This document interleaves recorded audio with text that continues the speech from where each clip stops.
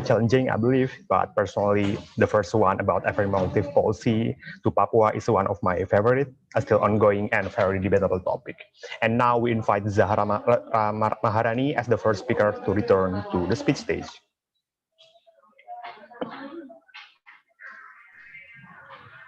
Okay, we noticed that Zahra Maharani has entered the main stage.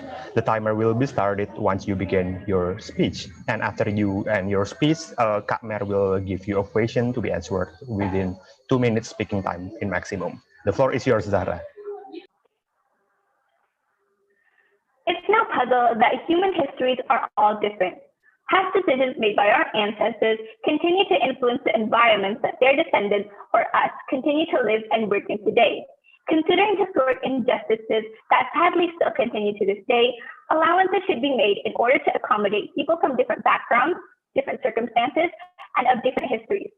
My name is Zahra Maharani Wijaya, and I come from SMA Negeri 1 Yogyakarta. Today, I'm going to be talking about affirmative policy and how it correlates to indigenous people in Papua. Affirmative policy is a set of legislation or laws made or actions taken with a person's creed, group, or race or gender in mind. I believe yesterday that we had a topic that touched upon educational equity. Well, here I'm going to tell you that affirmative policy is equity in action. What could be enough for groups that live in developed regions could probably be not enough for other groups that live in less underdeveloped regions. In the Indonesian context, Papua is a resource-rich region that continues to stay poor even to this day, even though Indonesia itself takes lots of profit and lots of benefits from Papuan resources. Papuan people don't get that much benefit or resources and continue to have a low quality of life. We can see this in Papua's education and literacy rate, which continues to be one of the lowest in Indonesia. The affirmative action in which I'm talking about here is to cut back spending on already developed regions that already have capable governments and capable citizens that can function well with minimal help or support from the government, from the main government. Then we can allocate more of those cutback spendings and resources and spearhead them and give them Papua. We can build more schools and build more universities and open new job places for Papuan natives that know their land the best. With the same degree and the same amount of education as a job in order to march in person, these Papuan people should be able to maximize their resources with the best help and the best amount. Not to mention, social mobility also helps, affirmative action also helps with social mobility. More education and more job opportunities and more job employment for these Papuan communities also means more overall productivity. Therefore, the people that will benefit from affirmative policy in Papua are not just the Papuan natives themselves, but also people outside of Papua and majority groups in Indonesia, such as possibly people living in Java or in Sumatra, or people that are already living in developed countries. With more education means more overall productivity, which can help grow Indonesian economies more. Since Indonesian overall productivity is also something that really needs to be spotlighted on, especially in the wake of the passing of the Omnibus Law, which was created to help Indonesian productivity. Thus, the Indonesian economy can flourish and grow even more. Perhaps with the help of these newly educated and newly employed Papuan brothers and sisters, Indonesia can finally move to being towards a developed country. And this affirmative policy doesn't have to happen forever. Once the quality of life, the quality of education, and the quality of literacy of these Papuan people is already well above a good rate and is well enough for the Papuan people to sustain themselves, we can cut back. This could take around 5 to 15 years if we manage it strategically. President Joko Widodo said that we should care about our fellow countrymen, especially in trying times like these, especially during the COVID-19 pandemic, when nationality and solidarity between brothers and sisters of the same nationality, in this case, Indonesia, is needed very, very much. Now, let's show some care to our Papuan brothers and sisters so that the future of Indonesia can shine even brighter. Although I'm sure that there are some problematic aspects of affirmative policy, the benefits greatly outweigh the disadvantages. Again, not the people that will benefit from affirmative policy is not just and it's not just people from Papua, but also people from outside of Papua. Who knows? Maybe our brothers and sisters from Papua, once they are well educated, can help with resources and can help with problems outside of Papua. Therefore, we must stand in solidarity and continue to spearhead affirmative action and continue to allocate funds towards Papua. However, the people that can allocate funds and spending towards Papuan people are mainly the high-ups, mainly the DPR, the House of Representatives, the President, and the MPR. Those are the people that, and mostly heads of government, those are the people that are in charge of the country's spending. Therefore, Indonesia is about to hold its pilkada or pemilihan kepala daerah. For those of you that can already vote, I hope you can choose the correct leaders and the best leaders that you believe will help not only the already developed regions of Indonesia, but also the underdeveloped regions of Indonesia that also need our help very much. Therefore, we need to show some solidarity with our Papuan brothers and sisters in order to increase care and solidarity, and so Indonesia can grow even more. Finally, affirmative policy is also generally one of the best ways in order to raise the quality of life and the quality of education in Papua. Therefore, as the pro side of this motion, I say that we should just go ahead with affirmative policy and cut back spending on already developed regions and allocate them towards Papua and other underdeveloped regions, mostly in East Indonesia. That is all for me. Thank you very much. Okay, thank you, Zahra Maharani. And after this, Kak Mer as the adjudicator will give you one question.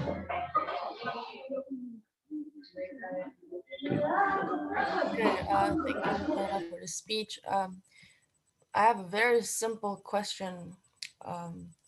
Do you think affirmative policy is racist? These affirmative policies are made based on historic injustices. As for race, the region of Papua itself is also not based on race. It's not one race alone. There are people of other races that live in Papua. Therefore, there are people of other regions that still live in Papua, and therefore this affirmative policy is not meant for just people of the Melanozoid race or any other race, but specifically for people who live in Papua. It's for Papua as a geographical place, and not Papua as a people. Therefore, no, I do not believe that it is racist. Thank you very much. Thank you, Zahra Maharani, for your answer, a very thoughtful one, I believe. And now we will proceed into the next speaker, Revina. So fantastic speech from Zara. Very interesting point of view from the pro side of the topic. We shall move on to our second participant. That will be Ataya Clarissa. Is Ataya Clarissa in the room?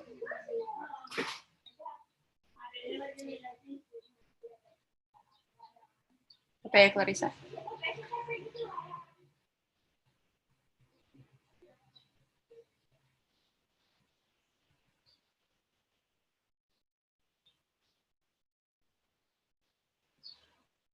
Ataya Clarissa, you can return to the main stage.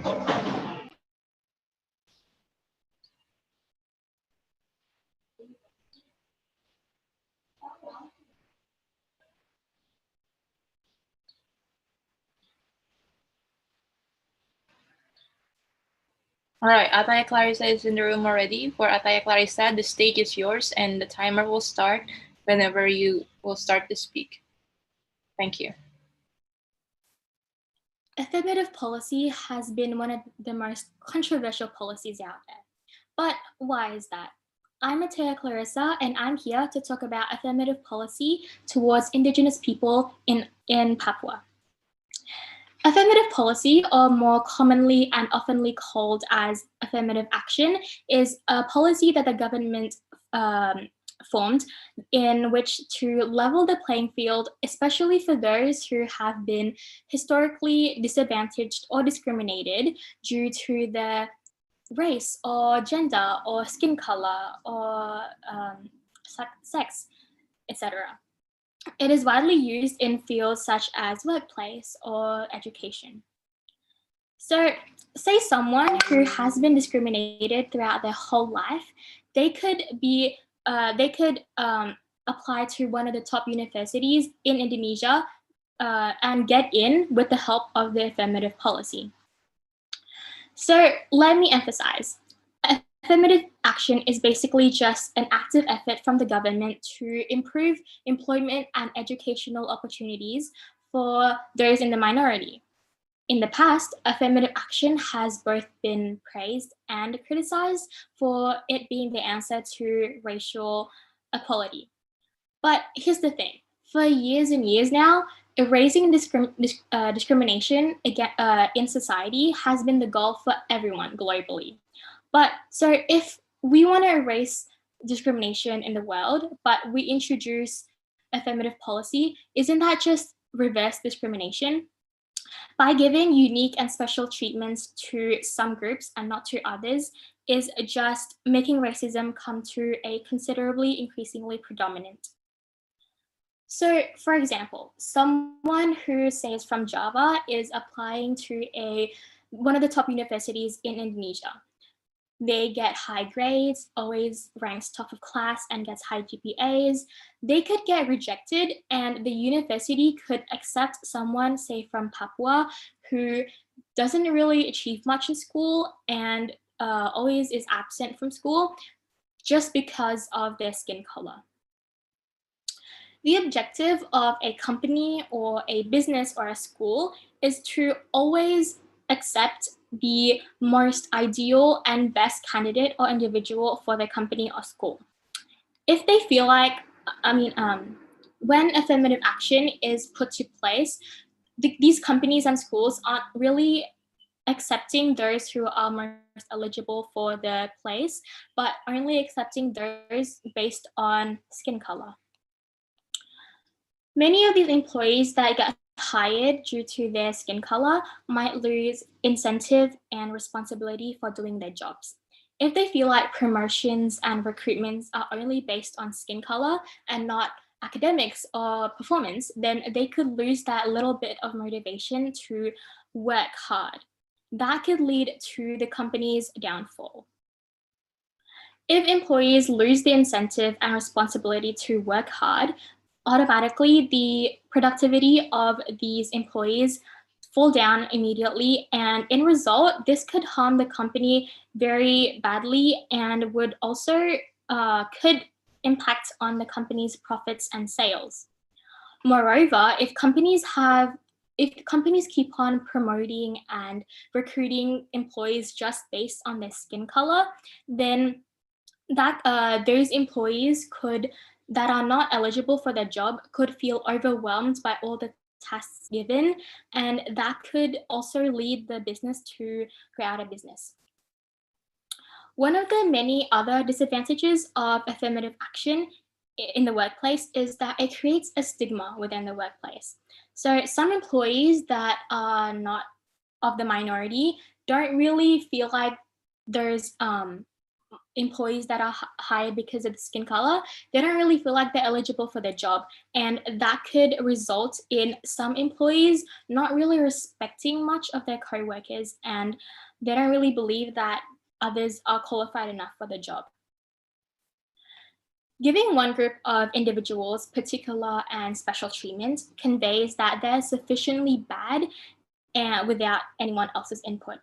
This recommendation can be humiliating for those employees because the color of one's skin does not portray or impress one's general knowledge. I mean, wouldn't you rather get into a university for your academics, not your skin color? Now, the point of affirmative action or policy is to help those in the minority groups. Not only that, but to also help those that are not really financially stable. But how can we ensure that those who get into these workplaces or schools are actually from the lower class? We don't really know yet. Okay, sure, they might be from the minority groups, but how can we actually know they're eligible for the affirmative policy? They might as well be from the middle to higher class. The advantages and disadvantages of affirmative action will continue to be an issue to debate upon on. It is legitimate and can increase the number of minorities in positions, but there is no guarantee that these policies will help people make a better life of themselves. With policies like the affirmative policy and other numerous diversity plans, there will always be a personal bias in place. Instead of trying to work around discrimination, we should confront it head on so that we can evolve our society instead of attempting to revolutionize it. We will arrive in one point in which marginal group will be empowered and no longer need the red carpet. Thank you.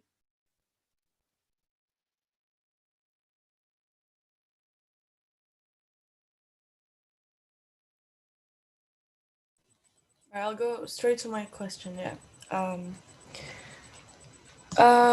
Ataya Clarissa. Do I call you Clarissa or Ataya? Ataya. Ataya, right. That was an amazing speech. My question is, do you think it's fair to expect the same quality of outcome, say, in your academic capability caused by, well, basically the flaws within the government to provide education, unfair quality of education in people for people in Papua? Do you think it's fair for us to expect them to be as smart as people that receives better education in Java? I don't think that it's that fair because in Indonesia, we don't really have a fair education throughout the whole country because in places like, say, Jakarta, we concentrate a lot on education, but in places like Papua, they don't really have the facilities that we have here in cities. That they can't really go to school, or especially right now in this type of situation, they don't even in normal situations they struggle to go to school, but even now in this technological situation, I don't think that it's fair to compare all these different type of students with the same education. Thank you. Okay, thank you, Aitaya Clarissa. Very interesting point of view from you. And now we will call for the third speaker, Desak Nyoman Sapitri. Desak Nyoman Sapitri will deliver a speech about workers' strike in the rise of gig economy. If you follow the recent news, the topic is still going as well because many people believe that government is over accommodating gig economy on the recent workers' law. And now Desak Nyoman Sapitri will deliver the speech on the pro side. And we observed that Desak has returned into the main stage. Okay, Desak, you can deliver your speech and the timer will be started once you begin your speech. The floor is yours. I think that every Indonesians here are aware of the Omnibus Law. It's a very controversial bill that was passed by the House of Representatives, and millions of students and workers throughout the nation protested. But why is it controversial, you might ask? It is controversial because a lot of people deem that it does not ensure the workers' rights. Now, the gig economy is an economy that supports freelancers, and it may sound good at first, but is it really good? According to the International Labor Organization, in 2012, there are 3 billion workers. Now, imagine that all of those workers are being threatened to lose their jobs because some freelancer kid decided to work in the company. Now, let's face it, not most companies do not need workers full time.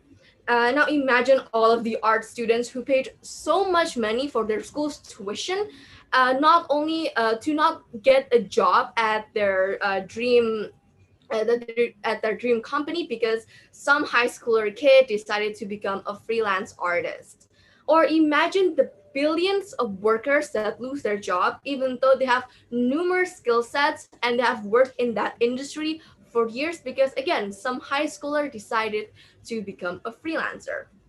The gig economy is not at all sustainable for everyone actually. You are just another disposable figure in the company. It feels like you are not being treated as a human, but rather as an object. And the only place where the gig economy is suitable is in the developed nations because they pay their workers a lot of money, their freelancers a lot of money. But even then, not having a stable job is going to create lots and lots of hazardous things because it's not only dangerous towards the workers themselves but also the family that they are financially supporting. No doubt it is actually going to create more unemployment because right after they're done working with you, you are going to need to find a new job in order to sustain yourself. And it's not easy to find a new job. And here's the thing, I have a freelancer friend. Her name is Vivian. She is a very talented artist and she does commissions to businesses. And she is really good, and she is still a high school student. So she does not really need to sustain herself because she still has her parents to do it for her. But because she's really good, I told her like, why don't you pursue this as a full-time career? And her answer is simple: it's impossible. Because she wants a stable 9 to 5 job because she does not get all of the benefits, like for example health insurance and paid leave if she works as a freelancer. And here's the thing, freelancers also do not get a lot of money. They normally do not get paid above the minimum wage. Most of them are paid below the minimum wage. And this becomes a problem because let's say you only have one job that month and you are paid below minimum wage. What are you going to do to sustain yourself? Like, and especially if you already have kids or your families, you cannot support yourself, like let alone support other people. Now, this also creates a massive problem because let's say you are in your 80s and you have no pensions, no other kind of money from your companies that you have worked in, and you are still hopping from job to job to job to sustain yourself and your kids, and you need to pay for rent, for food, for taxes, and there are so many more things that you need to pay, and you cannot do that because you don't have any job and you're still hopping from job to job. And also, uh, there are not a lot of freelancers that are in their 80s because uh, freelancers are normally young people and it is a very highly competitive market. So when a company wants to hire people to do their freelancing jobs, it's going to be impossible for these older people to get the jobs because they cannot have because they don't win through the competition because the younger people are not getting selected.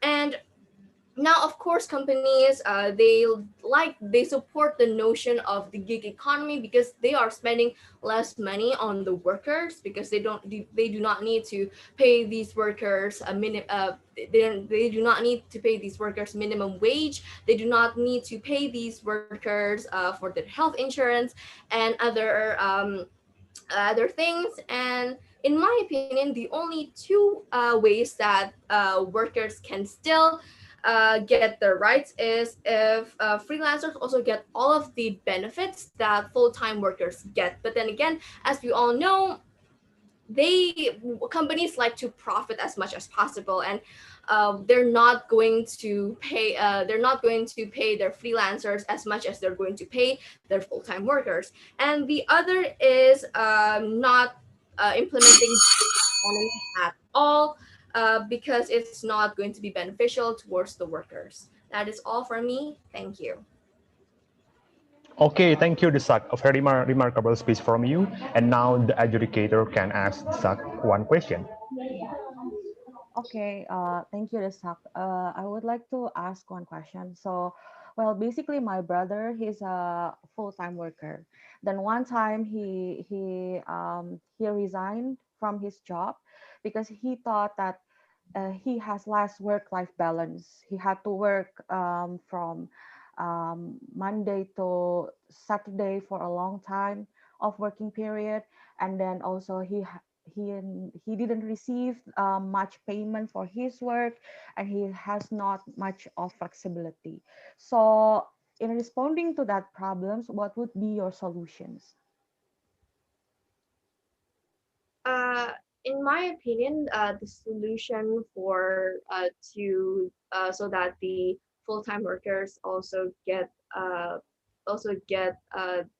money is just for the company themselves to raise the wage that they give towards the workers, because uh, the companies themselves, they make a lot of profit, but most of the profits, they do not go to the workers themselves, but instead they go to like the higher ups, like the CEOs and the vice presidents. And I think that they should just distribute more wage towards the workers. Okay, thank you. All right, fantastic speech from the Sakyaman Sakitri. I think she touches on some points that we will be seeing the other end of the spectrum from Kailin. So is Kailin in the room? Laurentia, Kailin? All right. It looks like she has not.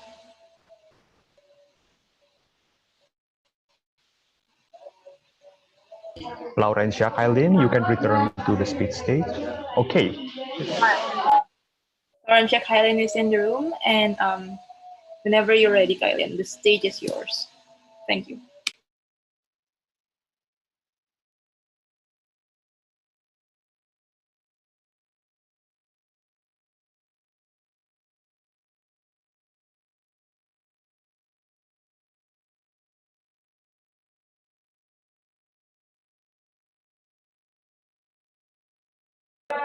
Laurentia, you can begin your speech. The timer will be started when you begin your speaking.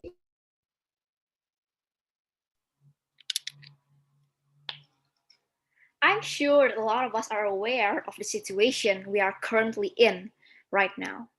Amongst the COVID 19 pandemic, a lot of aspects in life have been badly impacted, especially in the economy side.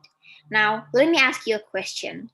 Be honest. Is our economy in a good situation right now? Well, I'm sure that 90% of you, or I'm absolutely sure, and I have no doubts that a lot of you will say, no, it is in a very, very bad situation right now.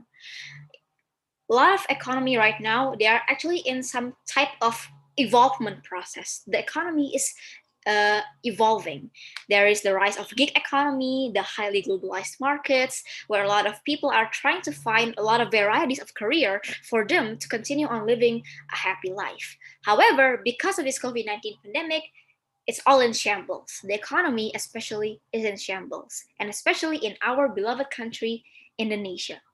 Let me tell you about the current situation Indonesia is in right now. I'm sure a lot of you heard about the controversial law, the controversial topic that everyone is talking about right now, which is the omnibus law itself. So a lot of workers out there, a lot of workers are constantly demanding for their rights. A lot of them are out there saying, you can't do this. This is unfair to us. Shut this down. Delete this all. That's how you say it in an informal way. So a lot of them are trying trying to actually fight for their rights because they think that this law is a major disadvantage for them. However, to me, we should think about this twice. Think about this thrice even. Let's look at this in a much more realistic way. Let's look at this in a much more level-headed way. So let me tell you about the Omnibus Law itself. From what I've heard and from what I've researched, the Omnibus Law actually appeals to the employer side, to the company side. They ensure the investments so that the companies are in a much more advantage. However, the workers don't think that way because they think that they are being stripped of their rights. For example, the decreased holidays, or they don't get enough money for the wages, for their payments. That is why they are trying to demonstrate that we don't want this. We do not allow this because this will be an advantage for us. But let me tell you, if they keep on doing this, it will only be at a much larger disadvantage for our country, Indonesia itself. Why? Let me tell you why. The reasons why I strictly am against this rising demonstration of ensuring workers' rights. So first, let us think about the employer side. Now, what do? They actually have a lot of job vacancies for people out there. They recruit people work in their companies so that they can get the money they want. That's all in all the normal situation. But in the situation where the economy is in shambles right now, that's different. Why? Because they are also trying to face a crisis. In a midst of a situation like this, it is highly possible that they have to send employees home. Because when they send employees home, they also have to send a considerable amount of money with them. If the employees are given a certain amount of money every month, they will have to send them with 25 times that money. And in the condition right now, they don't have enough for that. Like, for example, in one company, they have thousands of workers, thousands of employees. And if in an Indonesian word PHK, if they have to send them all home, it will only lead to their bankruptcy as well. That is why it is important for us to think this omnibus law is actually giving the benefits for these employers so that they can keep the continuation of the company itself. This will actually be beneficial for the continuation of the economic wheel. Let me tell you about investors. So investors out there, they have to cherry pick which companies that they want to invest to, because they look at the company, oh, this company, the workers are great and they're actually very promising for the future, I will invest to this company. But in the midst of a situation like this, they will absolutely pick. Cherry pick means that they will have to pick specifically which is really, really promising, so they will not face bankruptcy too. Indonesia right now needs investors like this, and that is why the law ensures that companies will get the investment they need. Why? Because if they get the enough investment they need, they can also give a much more wider understanding to people. They can actually recruit much more employees out there. A lot of people out there in Indonesia are actually unemployed, and it's a very, very sad fact that we all have to consider. That is why the companies, they get these investments so they can actually help the economy of Indonesia. They can help the governments to restore its economic state. If these workers keep on continuing to blatantly demand their own rights without thinking twice about the rights and about the benefits of the company itself, trust me, investors will 100% not want to invest in Indonesian companies. For example, German investors. Nowadays, I heard that German investors have canceled all of their investments to China companies. Why? Well, there are a lot of reasons as to why. But if this happens, then of course, this will only lead to a much more open door for Indonesia to be invested from these German investors. And trust me, it will lead to a much better life for Indonesia. However, if these workers keep on demanding, then that will only lead to these German investors become reluctant to trying to invest to Indonesian companies. They will think that, oh, Indonesia's economy is in shambles right now. If we try to invest, then it will only lead to bankruptcy for us. So no, I'm not going to invest in them. If this happens, then trust me, unemployment will explode. Unemployment will be much more in a higher rate, 20% or 30%. Unemployment will rise. And that is why this leads to my point that workers should think twice or even thrice before trying to fight for their rights. They have to think about the country itself. They have to think about the economy and about the employers, because this is all, once again, for the greater good. Thank you for listening and have a great day. Okay, I'll go to my question. I want to respond to your speech. Actually, I have one question. What if, I'm sorry, the biggest problem why and foreign investors didn't want to invest their company in Indonesia is because nowadays the wages in Indonesia is getting higher compared to other ASEAN countries like Vietnam, also Cambodia and other countries. Do you think that it is okay for us to, if we want to fulfill all the investor needs, should we lower our wages for the sake of the investors and keep creating the gap between the poor and the rich in this case? So do you think it's morally okay, and do you think you prefer that option?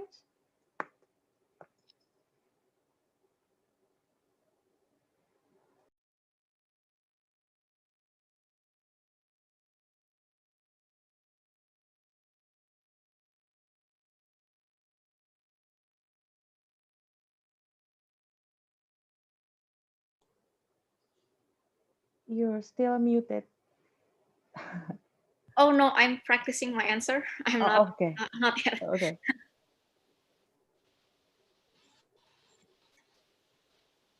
I think you can just go. It's fine.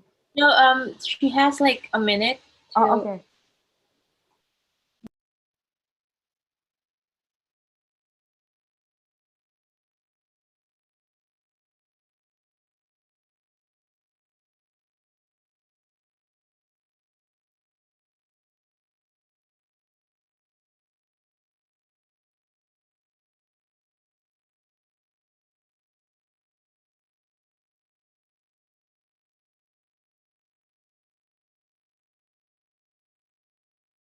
So I have to answer now. Yes, the floor is yours.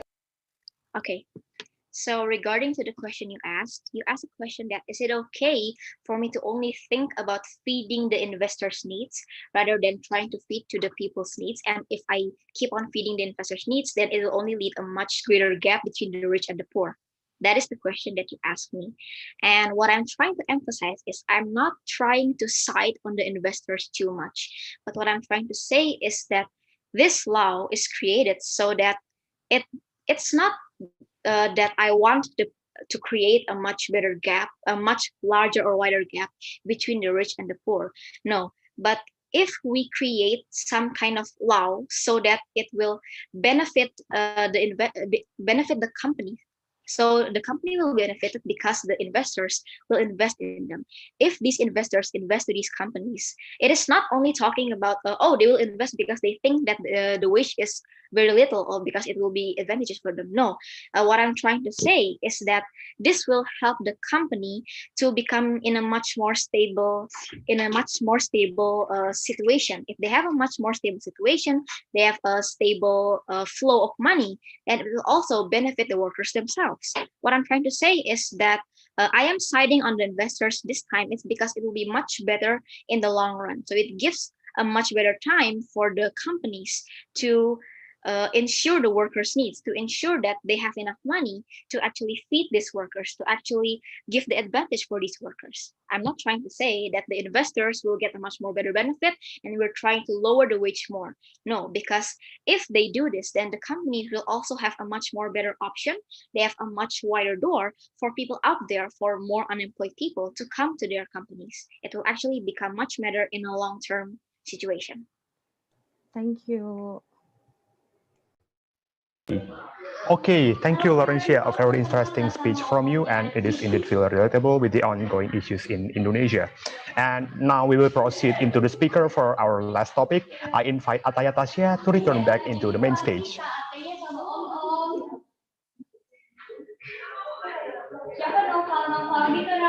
Ataya Tasya, you can return into the main stage.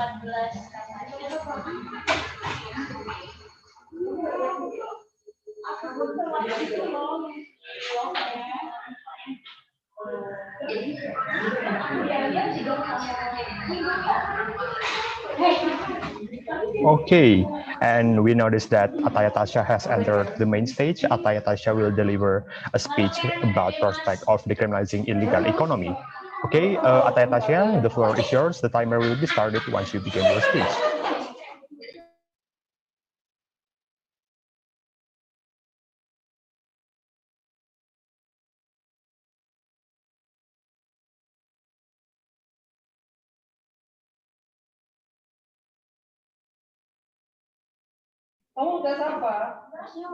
Ataya Tasha, you can begin your speech.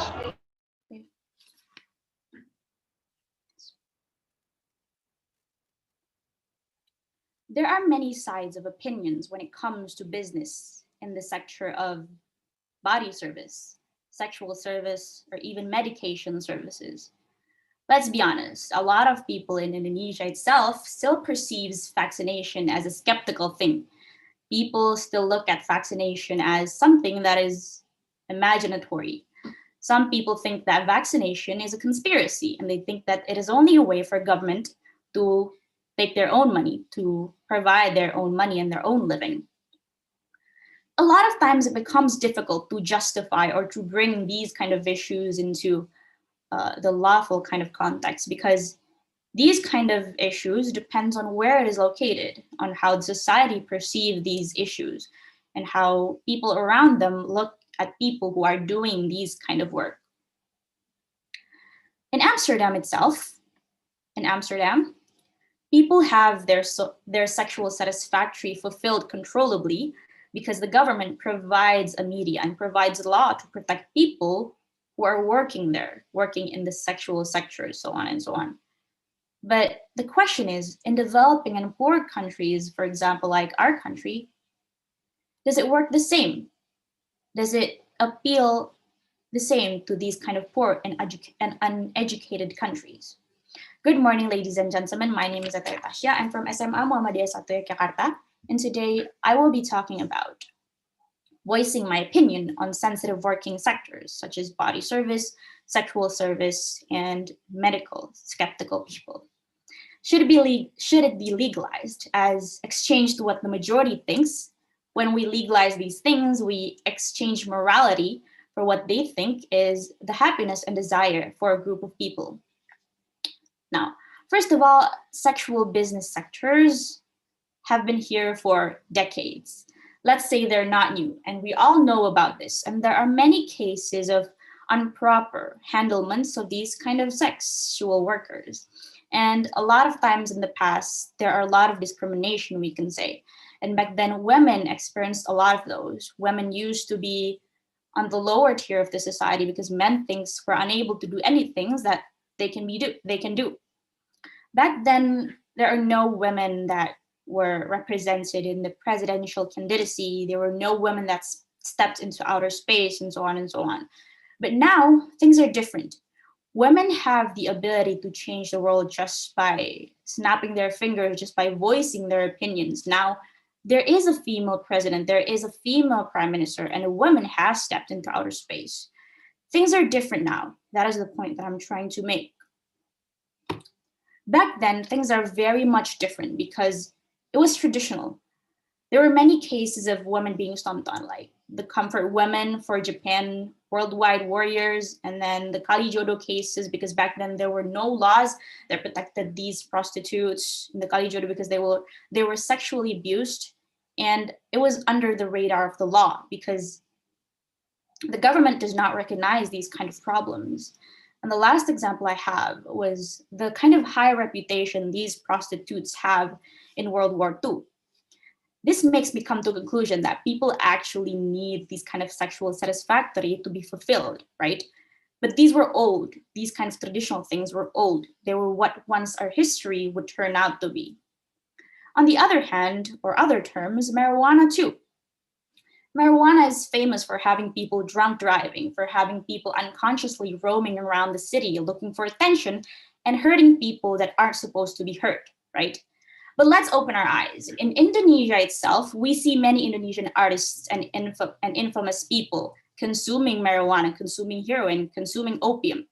I'm not going to mention names, but I'm sure we all know who it is. There are senior comedians, there are handsome artists that do these kind of things. And this makes me come to a conclusion that this is a thing that people look for.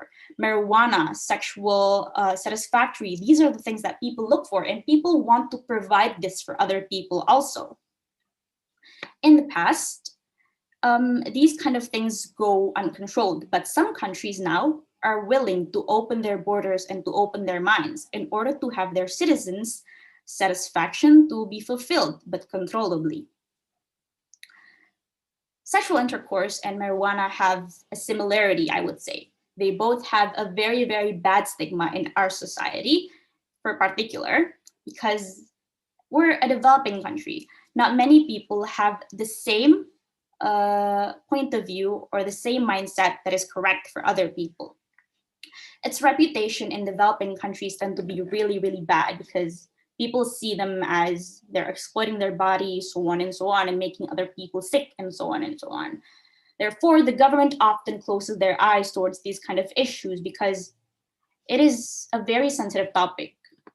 In a documentary I watched before this speech, I saw a girl saying that she doesn't support the legalization of the law. But what I think here is that she doesn't think that far. What if she gets sexually abused and there's no legal documentation for that? She has no protection over the law. The law doesn't protect her. The law doesn't recognize her as a sex worker. She will end up in the streets roaming with no work, so on and so on. It's like when you're 16 and you want your parents to believe that you're big enough to roam around in the streets and you want freedom, but then you go roam around in the streets when you're 17 and then you realize that, oh, this is freedom. Freedom means you have to take care of yourself. And when you get involved in many cases, there's not a lot of people to help you. So I think this girl does not think freedom to its own context further enough. We cannot let this issue stay in line with the principles of our lives. We stay with the principles of Pancasila, but Pancasila shouldn't stay alone. Pancasila should stand, abide, or aside with the constitutional law and what the majority and the minority thinks also, basically what the citizen thinks. Because we have the existence to voice our opinions and to have our basic human rights to live and have control over what we want to do with our lives. The government should listen to the public voice, determine an omnibus law that of course, wholly supports freedom, but given repressive action if are violated.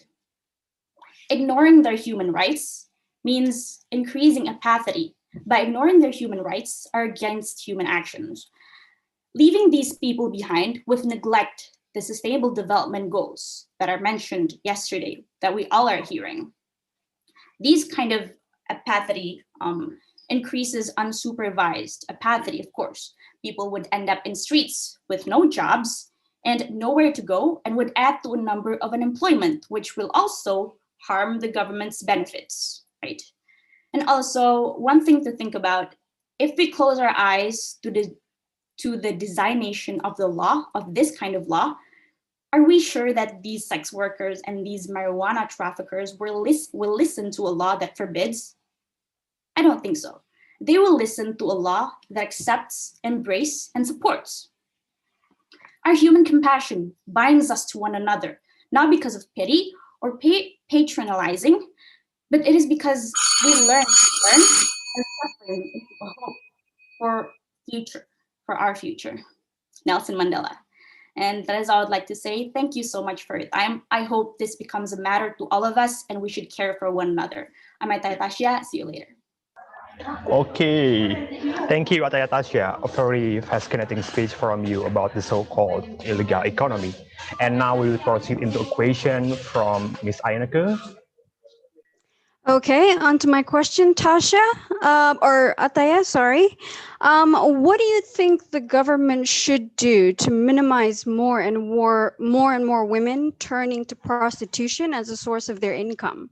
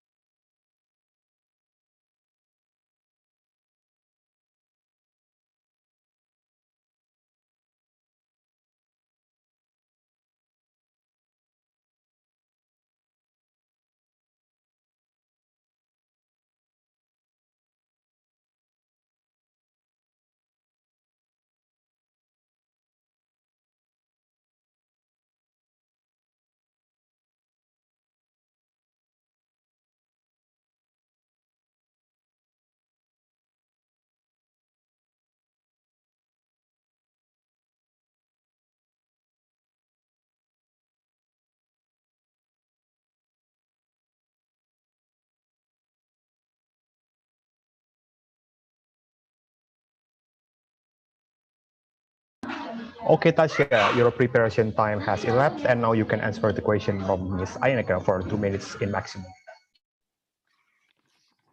Okay, thank you so much, Ms. Aineka, for your question. For this question, I would like to first uphold the principle that actually the root for all this problem is actually the high level of poor people in our country.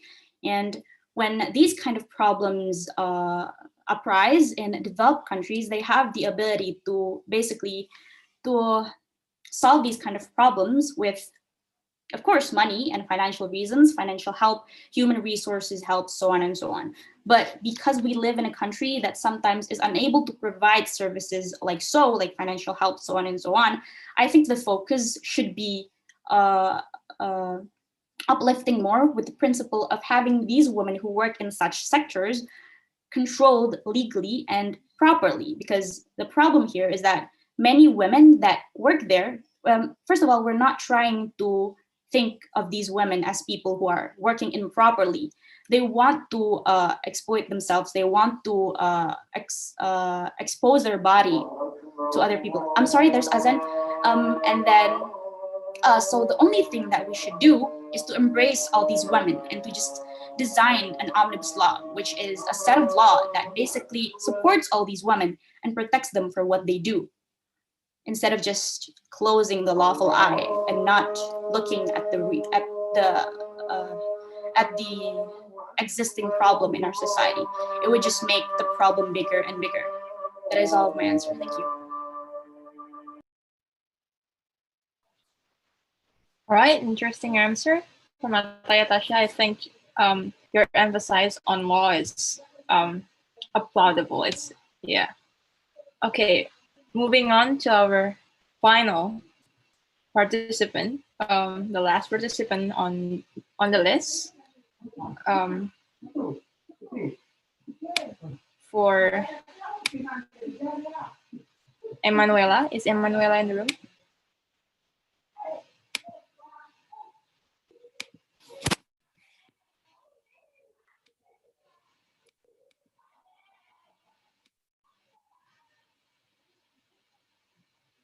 Emanuela will be delivering a speech about the same topic, but on the con side. Is Emanuela in the room already?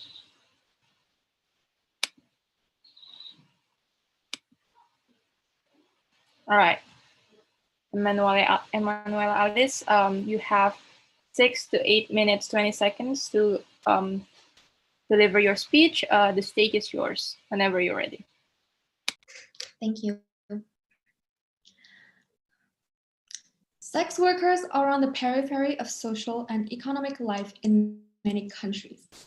Increasingly, even governments look down upon sex workers as subjects unworthy of benefits of legal protection. And it's no wonder why, when these types of businesses are taboo sectors of work. Hence the reason why it is crucial, vital, and extremely necessary to continue to illegalize these types of businesses within the red light district. The reality of the working sector is that there is no such thing as a perfect line of work or a perfect profession. One example being businesses carried out in red light districts. Whereas every other profession has its advantages and disadvantages, to argue that sex work has its advantages and benefits is beyond wrong on so many different levels. Let's dig deep into why that is, shall we? First and foremost, while sex work doesn't only involve women, the majority of sex workers are women, as it is well known to be a female-dominated line of work. So what's the problem with this, you may ask? Well, in most cases, gender inequality is a prevalent issue in various professions.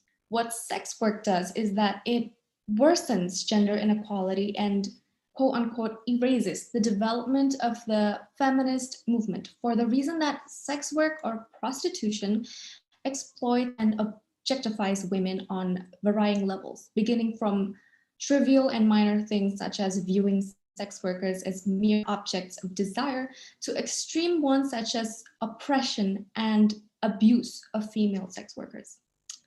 Many feminists argue that prostitution is rooted in patriarchal oppression of women and is an affront to gender equality. And they are right to argue so for the reason as I have just elaborated on. Secondly, the reason why sex work is mandatory to illegalize is because prostitution is an extremely dangerous line of work. Many campaigners and feminists argue that prostitution, whether they are voluntary or not, is a form of violence against women.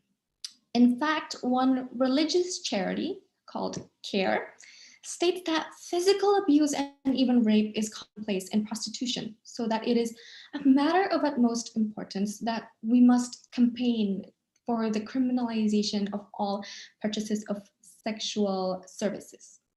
The third and last reason can be considered to be an extension of the previous one, which is that the reason most prostitutes are in the working sector of the red light district in the first place is not because they had the choice to work in said field of work, but most often than not, prostitutes become prostitutes because they had no other career path to take, whether it is because of financial reasons or various other motivations that caused them to make this decision.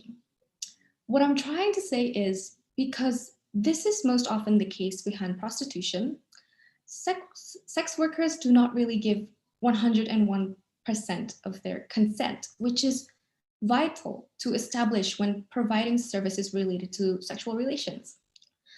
Half-hearted consent could bring about dangerous, extremely dangerous consequences for sex workers themselves, possibly putting their lives in danger, such as bailing out halfway during the service, consequently angering their clients, which could then lead to consequences such as abuse, rape, or even murder. Cases like this are not unheard of.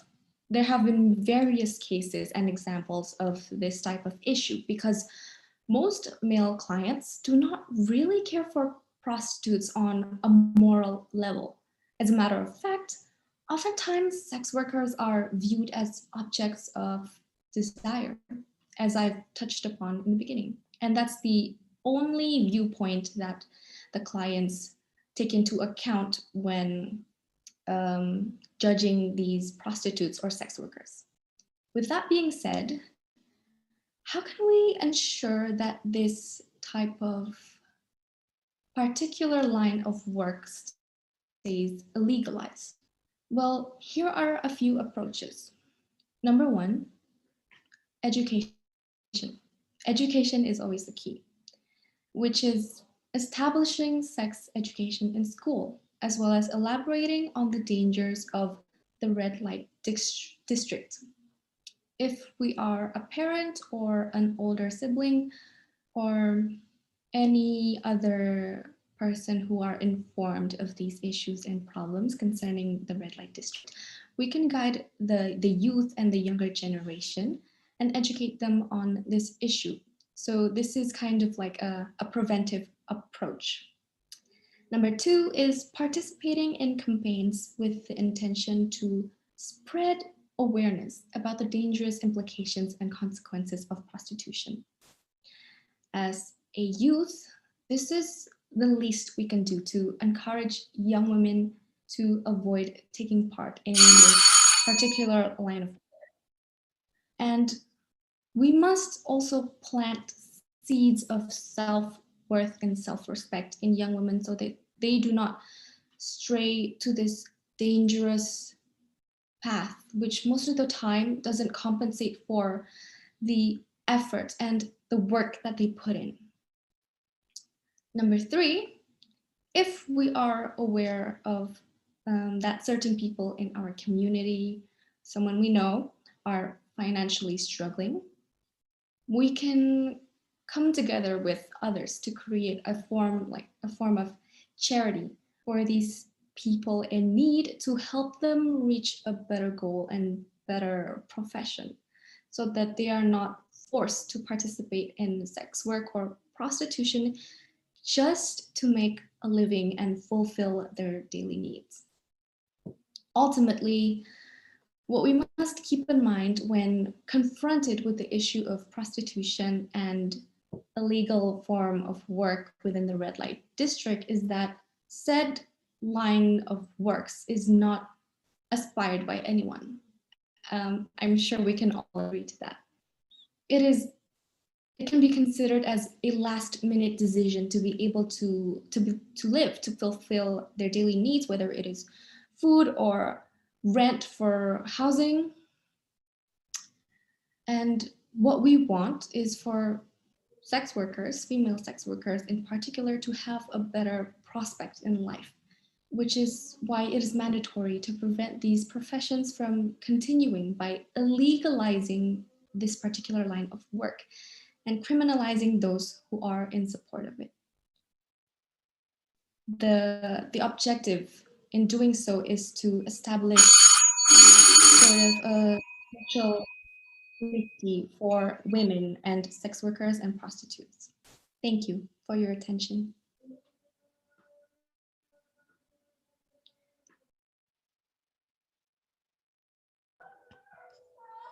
Okay, Emanuela, on to my question.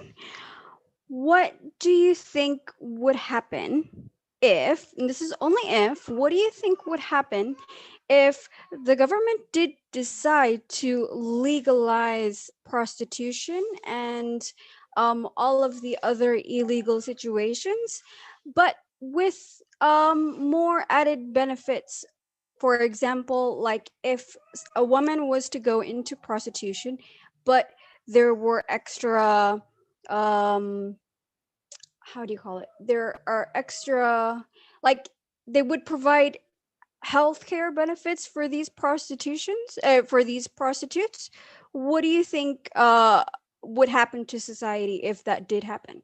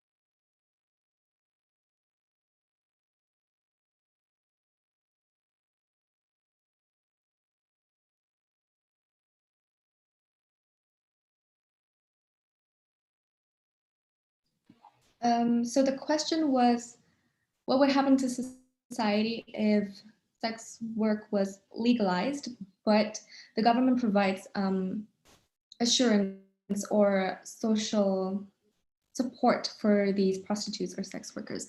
Then,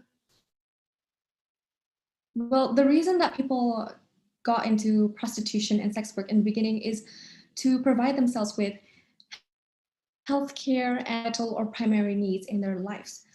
And if it were legalized, sex work, I mean, if it were legalized and the government also, on top of that, provides healthcare and, let's say, better housing for these people and ameliorates their life, then there wouldn't be sex work in the first place, because the motivation of sex work and prostitution it's like a last minute decision, an afterthought.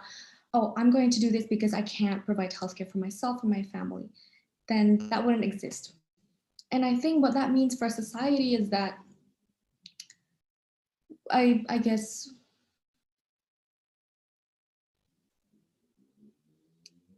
it's a safer place for these prostitutes and sex workers, because then, or maybe not, or maybe we view these sex workers and prostitutes because they're doing this for the need to live, to fulfill their needs, we view them as, oh, what a pitiful life. But then if it is legalized and the government already provides these healthcare, then what's the reason that you're continuing prostitution in the first place? Because there are other prospects of work and profession that you can get into.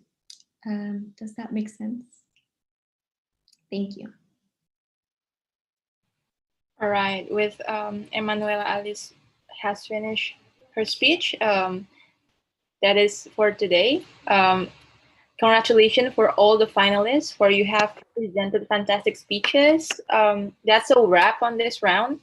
We will have a break till 6 p.m. and then we will head on to the awarding session in which we will know the champion at the closing ceremony.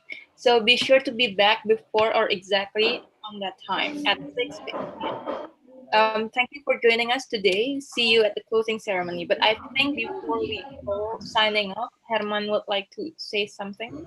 Okay, and that's it, guys. The final round of speech brand. Again, we would like to say thank you to Zahra Ataya Clarissa, Desak Nyoman Safitri, Kaylin, Tasha, and Alicia Audrey as well. And actually, after this, we won't meet again in the screen directly, especially with the judges, which is sad. So maybe I think before we close the final round, we take 1 or 2 photos. For the participant, could you please turn on your cam? Okay. All the comedies as well. Oh, okay. The comedies, you can turn on your camera. Okay.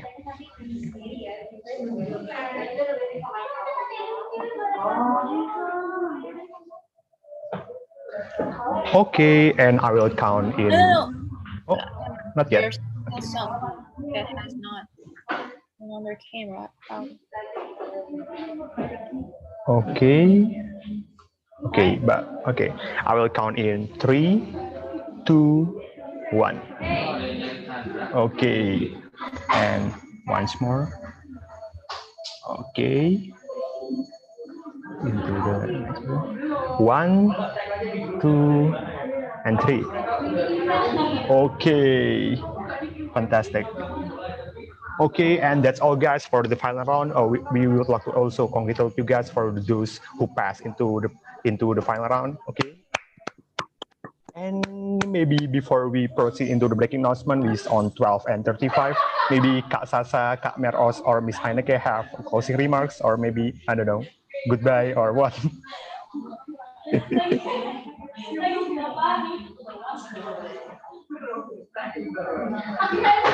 Do you have something to say before we close this session? Closing remark. We wouldn't be there in the closing ceremony, will we? Or you won't be. That's why we are taking picture here. Okay. For me, I think it has been one amazing competition. Such very interesting topic. Very heavy ones. I don't think I would have made it to the final if I were in your place when I was in high school. But anyways, I have learned a lot about the speech capability of Indonesian high schoolers. I have learned a lot from the topics and from working with our amazing judges with such lovely comedies. It has been an honor, and I wish the best of luck for anyone joining your next competitions. For the winners later, congratulations. You deserve it. You deserve every bit of it. And yeah, I hope to see you in more opportunities and more competitions. Okay, thank you, Kak Mer. Miss Aineko or Kak Sasa, maybe you have closing remarks. Well, let's say one thing. I was a teacher before. I was a high school teacher. So seeing you guys deliver those speech, I think I'm very impressed. You guys are top notch. Whoever wins competition, but make the best out of the best because you guys are the best. So, well, basically, um, just continue what you've been doing and see you in the future. Thank you guys. You're awesome. Thank you, Kak Sasa. And lastly, maybe before we close this round, from Miss Aineke, do you have one or two? Yeah, sure. I just really want to wish you guys good luck, and hopefully you do end up joining more competitions like Kak Mayor said. And I really enjoyed listening to your speeches and trying to dig inside. We were trying to dig inside of your brains to see what you would say. And then the responses that you gave were also very amazing, very impressive. Okay, so but overall, you guys did a really good job and good luck, yeah? Okay, thank you, Miss Aineke, Kak Sasa, and Kak Mer. And that is, guys, the final round for speech competition. And see you in Irec breaking announcement. On the